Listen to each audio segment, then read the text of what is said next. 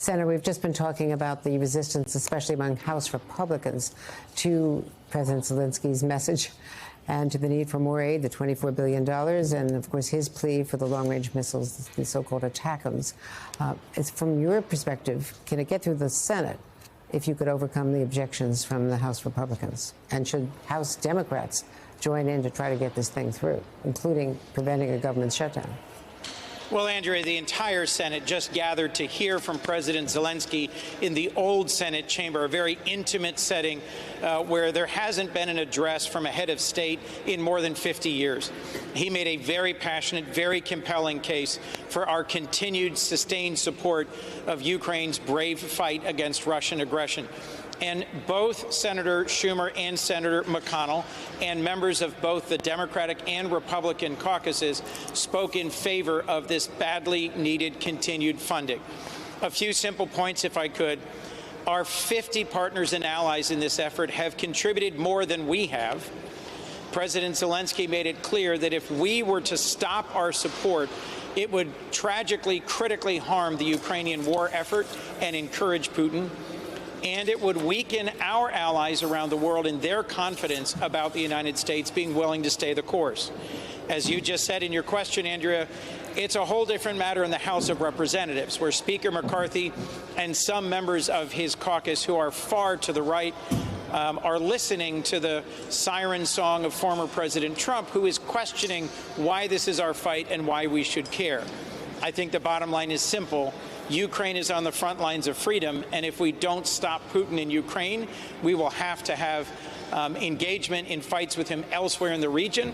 And if we don't stay the course in supporting Ukraine, we will simply encourage Xi Jinping and other autocrats around the world. It will be open season on wars around the world if we don't stay the course in Ukraine. And I'm told that Senator Schumer said this publicly, that if they don't get the money, they lose the war. I see that Senator Cynthia Lummis from the Republican from Wyoming, Mike Rounds, Republican from South Dakota, all praised his performance. But, of course, you've got Rand Paul saying he's not going to vote for it. I also want to bring up something that I've been working on and that is becoming more and more apparent. I was on Morning Joe today with Secretary Blinken, and he confirmed what I was hearing and others are hearing about a very complicated three-way deal in the Middle East, where Saudi Arabia would get a defense agreement with the United States. They would also get civilian nuclear power, and with some limitations on the level of enrichment that they could do and how this would be contained. Israel would get recognition from Saudi Arabia, which, as the keeper of all of Islam and of the holy sites, would lead to all of the other Arab countries joining in. So basically, it would end the Israeli-Arab conflict with a land agreement of some undefined sort to the Palestinians. And presumably this would also be a bulwark against Iran by the Saudis, by the U.S., by Israel. Would this get through the Senate? It would have to get 67 votes. Well, that's right, Andrea. An agreement like that, with that significance and that scope, would have to be reviewed and approved by the Senate. A number of us have been discussing this agreement and its possible details. It is still in the early stages of negotiation in recent days.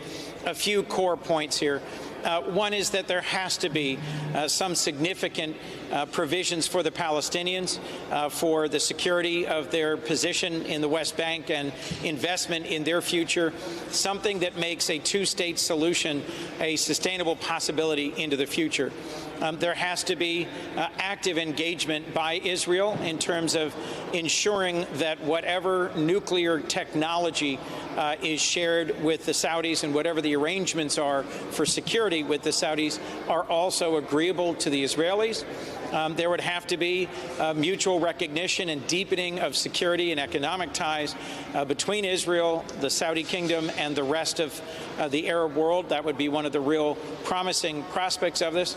But, Andrea, it also raises real and serious questions, given Saudi Arabia's human rights record, given the core values that seem to have animated the kingdom in recent decades.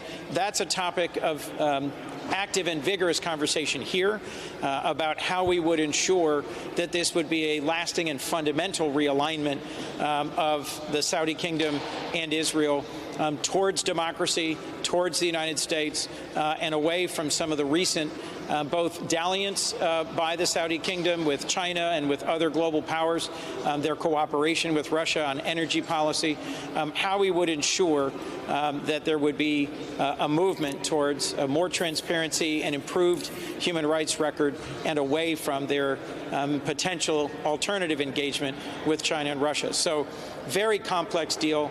I have confidence in Secretary Blinken and President Biden in the choices they've made so far, but I'm very much looking forward to engaging in this debate and discussion here in the Senate as the negotiations move forward. Very, very interesting. Of course, the timing would probably be the beginning of the year, but not too long into the new year because of the politics of it all, getting closer and closer to the election. But before I let you go, Senator, let me just ask you about this confirmation of the Secretary of the Army. Now, there are two, the Chairman of the Joint Chiefs and the Secretary of the Army, but that would leave probably 299 more high-ranking military officers and their families and all of the other issues, the potential staff, the other national security implications, and the morale for the troops and the officer corps still being held by Tommy Tuberville, one senator. Andrea, Senator Tuberville is doing something that's unprecedented. Never before has an American senator held the promotion, not of one or two or three, but of hundreds of the entire cadre of flag rank officers, generals and admirals. I respect that he has a policy disagreement with President Biden. That's part of what we do here in the Senate. We have disagreements.